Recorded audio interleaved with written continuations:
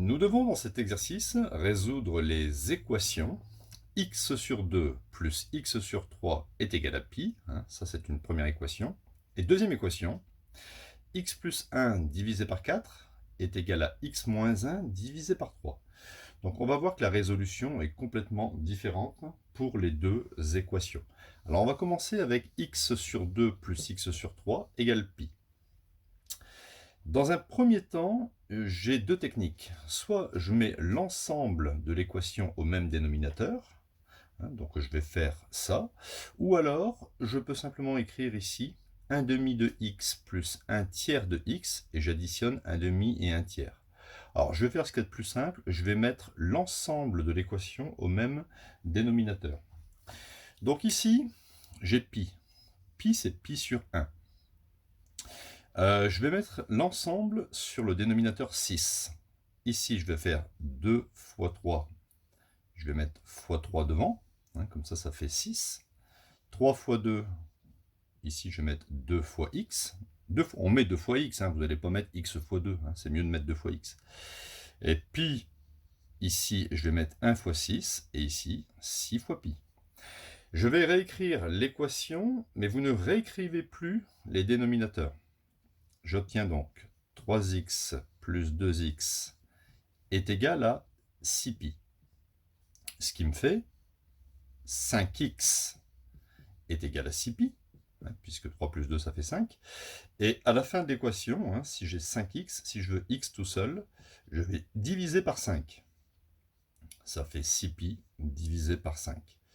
Donc voilà la solution de cette équation. Alors maintenant, la seconde méthode. La seconde méthode, alors je vais effacer ici les 3. La seconde méthode, ça va être simplement d'additionner. Quand vous additionnez 3x plus 7x, vous faites bien 3 plus 7, ça fait 10. 10x. Et bien là, vous faites pareil. Donc ici, vous avez un coefficient 1 demi, et ici, vous avez un coefficient 1 tiers. Donc ça va faire 1 demi plus 1 tiers de x est égal à pi. Vous additionnez 1 demi plus 1 tiers. Ici, 1 demi plus 1 tiers, si vous mettez au même dénominateur fois 3, fois 3, fois 2, fois 2, ça nous donne 3 plus 2, ça fait 5 sur le même dénominateur, 5 sixièmes de x égale pi.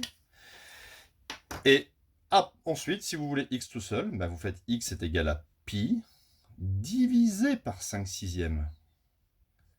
Ce qui fait pi multiplié par l'inverse de cette fraction, c'est-à-dire 6 sur 5.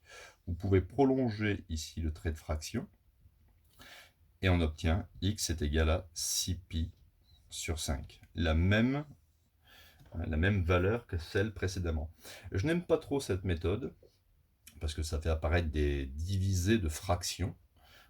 Quand on divise par une fraction, vous multipliez par l'inverse. Je préfère, moi, la méthode où vous mettez l'ensemble au même dénominateur et vous réécrivez l'équation sans mettre les dénominateurs. Alors maintenant, on va passer à la deuxième équation.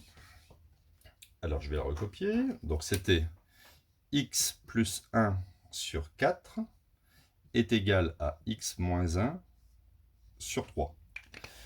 Alors, on peut faire exactement la même technique, c'est-à-dire, je vais mettre l'ensemble de l'équation au même dénominateur. Donc ici, je vais faire 4 fois 3, 3 fois ce terme. Et ici, je vais mettre 3 fois 4 et 4 fois ce terme. Comme ça, j'ai ici sur 12 et ici sur 12. Je recopie l'équation sans mettre les dénominateurs. Ça va me donner 3 fois x plus 1 est égal à 4 fois x moins 1. Je développe 3 fois x, 3x, 3 fois plus 1, plus 3, 4 fois x, 4x, et 4 fois moins 1, moins 4. Ici, j'ai plus 4x, je vais le transposer à gauche du égal, et le plus 3, je vais le transposer à droite du égal. J'obtiens donc 3x. Le plus 4x va devenir moins 4x. Vous voyez, vous changez ici le signe. Moins 4, il est bien. Et le plus 3 devient moins 3. 3x moins 4x, ça me donne moins 1x, est égal à moins 4 moins 3, ça fait moins 7. Et ici, vous avez le droit de retirer les moins, ou, si vous voulez, écrire que x est égal à moins 7 divisé par moins 1, ce qui me donne x égale plus 7. X égale plus 7, c'est la solution de l'équation. Plutôt que de diviser par moins 1, quand il y a un moins et un moins, ici, vous pouvez les retirer.